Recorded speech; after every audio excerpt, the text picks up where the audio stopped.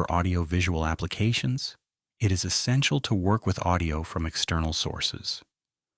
Lumia provides a flexible solution for this. By default, Unreal Engine only offers a basic audio capture device, which uses the operating system's default microphone. To overcome this limitation, Lumia includes a custom capture implementation, allowing us to freely select any microphone and route the signal into a Lumia submix. In this level, I've already placed a Lumia capture device actor. Here, I can select the desired microphone via a drop-down menu, or trigger a device rescan if the available inputs have changed. At this point, we are receiving raw audio data, but we can't do much with it yet. To make the signal usable, we need to split it into frequency bands using spectral analysis.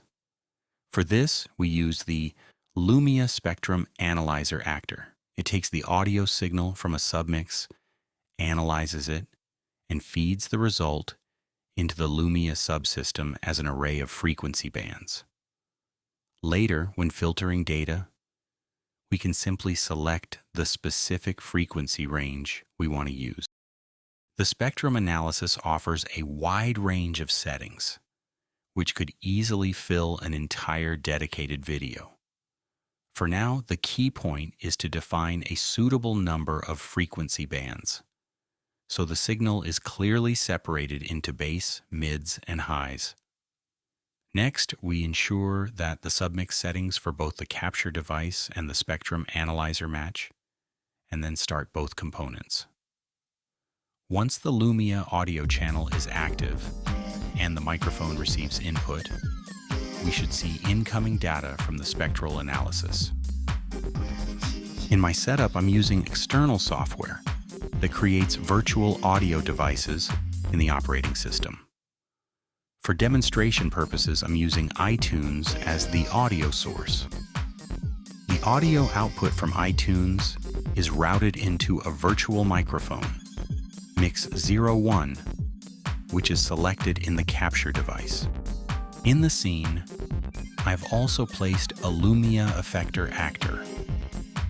This actor uses audio data, specifically frequency band 1, to control the magnitude of a motion design effector. Because the spectral analysis already outputs normalized values, we don't need to use a flex graph in this case. We just need to ensure that the effector is reading from the correct audio channel.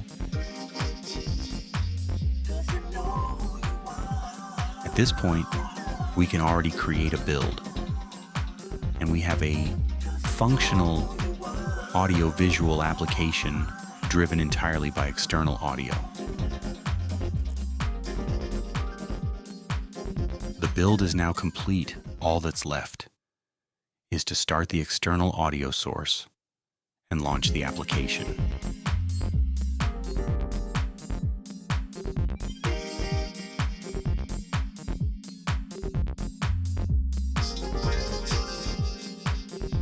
As you can see, with Lumia, it becomes straightforward to build fully functional VJ-style applications that run independently without requiring the Unreal editor on site. And one more thing, we can also integrate lighting control. In this example, I've added a Lumia actor that sends DMX data to control a spotlight. You might notice a slight delay in the video. However, this is caused by the HDMI camera latency. In reality, the light response is significantly faster.